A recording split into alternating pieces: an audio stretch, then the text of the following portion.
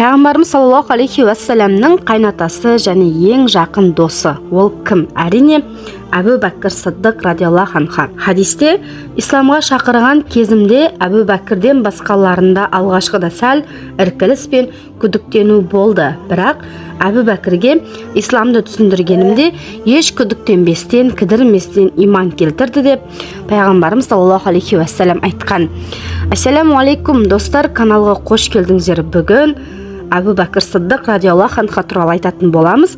Алдымен каналға тіркеліп, лайк басып, қолдау білдіруді ұмытпаңыздар. Әзірет Әбу Бәкір пайғамбарымыздан бірнеше жас кіші. Әкесінің аты Осман болғанымен Әбу Кухфа деген атпен танымал еді.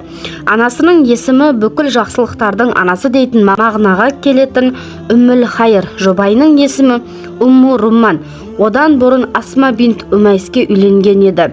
Әбу Бәкір 3 қыз бен 3 ұлдың әкесі болды. Ислам дінінің пайғамбарымыздан кейінгі ең ардақты тұлғасы Әбу Бәкір радиаллаху анху. Ол ислам діні жолында жанын да малын да пида етуімен, туралық, шынайылығымен басқаларға жарқын үлгі болды. Бүкіл ғұмыры биязылық, жомарттық, жанкештілік тәрізді адамдық асыл қасиет өрнектеріне толы. Әзірет Әбу Бәкір әлемге ислам шуағы төгілмей тұрып та, сол қараңғылық дәуірдің өзінде жан дүниесі нұрға толы еді. Ешқашан жансыз, қимылсыз, ақылсыз, өзге түгіл өзіне де пайдасы не зияны жоқ дәрменсіз мешеу пұттарға бас иіп табынбаған. Ішімдік пен құмар сияқты жахилия дәуірінің әдеттеріне мойын бұрмаған, туа біткен асыл рухты болатын. Әзірет Әбу Бәкір Меккеде бай әрі беделді көпшілікке сыйлы кісі еді. Құрайыштың түп шежіресі мен тарихын жетік білетін, ел даудамайға әділдік іздегенде соның төрелігіне жүгінетін. Әбу Бәкір Сыддықтың саудамен айналысатын, сауда-саттықта еш қулық жасамайтын. Айтқан сөзіне берік, кедей кепшікке жәрдем етуді жақсы көретін. Сауда барысында көптеген елді мекендерді көрген. Ішкі мәдениеті жоғары, қырағы қырандай байқағыш, ол өз дәуірінің адамдық құндылықтардан жұрдай болып рухани тығырыққа тірелгенін айқын сезе білді. Адамзатты бұл қорқынышты қараңғылықтан жарыққа алып шығар бір құтқарушының келуін зарыға күтті. Әрине, ол тұста Әбу Бәкір сияқты зерде, көзі ашық, көкірегі ояу Әзірет Ибрахимнен алейхиссалам қалған таухид дініне сенген ханифтер де бұл нұрға ынтызар болатын. Көңілі тыншымай сан-саққа кетіп ізденіс үстінде жүрген Әбу Бәкірдің мұсылман болуына мына жағдайлар себепші болды. Сол дәуірдің атақты шайыры Құс ибн Сайда үнемі Указ алаңында құтпа жасап, хақ пайғамбардың келуінің жақын екендігін ескертетін. Сирия сапарында пайғамбарымыздың саллаллаху алейхи уассалам поп Бахирамен кездесуіне куәлік етуі, Йемендегі поп Настураның жақында бір пайғамбардың келетінін хабарлауы өзінің көрген түсі. Түсінде Меккеге толықсыған айдың шуағын төгіп сәулесінің үйіне енгенін көріп, Тәурат пен Інжілді жақсы білетін дін адамдарына жортады. Олар соңғы пайғамбардың саллаллаху алейхи уассалам Меккеден шығатынын және Әбу Бәкірдің соған еретінін айтады.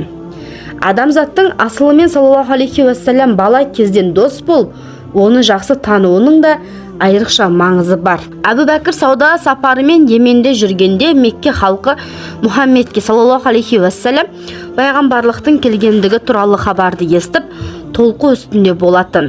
Өз кітаптарынан жаңа пайғамбардың келетінін оқыса да, кейбір яһудилер мен христиандардың өздеріне де бұл хабар тосын естіліп, аң-таң болып жатса, мүшриктер, ішіміздегі ешкімі жоқ жетмекке пайғамбарлық қалай келмек?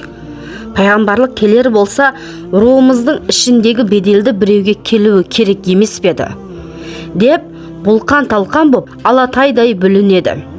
Олар әсіресе пайғамбарымыздың саллаллаху алейхи уассалам өздері тәңір деп табынған пұттарының еш дәрменсіз екендігін айтқанын көңілдеріне қондыра алмай, оған наразылық танытып, қарсылық көрсетумен болды. Йеменде жүрген Әбу Бәкір бұл соңғы жаңалықтан мүлдем хабарсыз еді. Меккеге оралған кезде оны Әбу Жахил, Утба ибн Муайт сияқты қаланың бетке ұстарлары ортаға алады.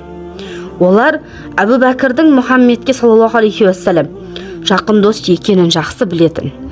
Әбу Бәкір болмағанда олар пайғамбарымыздың әрекетіне әлде қашан тосқауыл қоймақшы еді. Әбу Бәкір оларға: жайшылық па, жаңалық бар ма? Мен жоқ кезде әлде бір нәрсе болды ма деді. Иә, маңызды жаңалық бар. Ел ішінде үлкен бүлік шықты.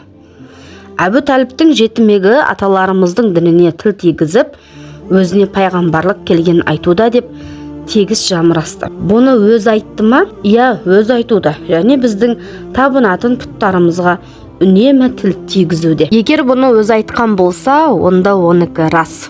Әбу Бәкір бұл хабарды оның өз аузынан естігісі келіп, сол бетте пайғамбарымыздың саллаллаху алейхи уассалам үйіне бет алды.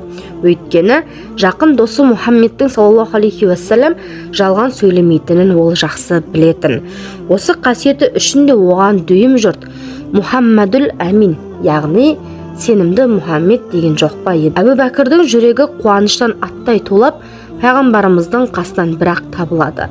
Пайғамбарымыз оны нұр тұнған көздерімен күлім қағып қарсы алады.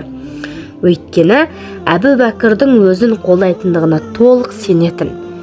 Уа Әбу Қасым, пайғамбарлығыңды жария еткенің рас па дейді. Әбу Бәкір келген бойда сұрақты төтесінен қойып: я Әбу Бәкір, мен саған және күллі адамзатқа әлемдердің Раббысының жіберген елшісімін. Халықты бір Аллаға ғана иман етуге, пұттарға табынудан бас тартуға шақырамын. Әбу Бәкір бұл шақыруға еш кідірместен: уа Мұхаммед, мен куәлік етемін, сен Алланың елшісің деп алғаш иман еткендердің қатарына қосылу бақытына ие болды. Әбу Бәкірдей бір қауым елге сөзі өтімді, беделді кісінің мұсылманшылықты қабылдауы Әзірет Айша радиаллаху анха анамыздың айтуы бойынша пайғамбарымызды ең қатты қуантқан оқиғалардың бірі болды.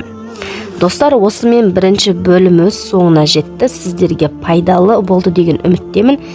Келесі екінші бөлімде кездескенше сау болыңыздар.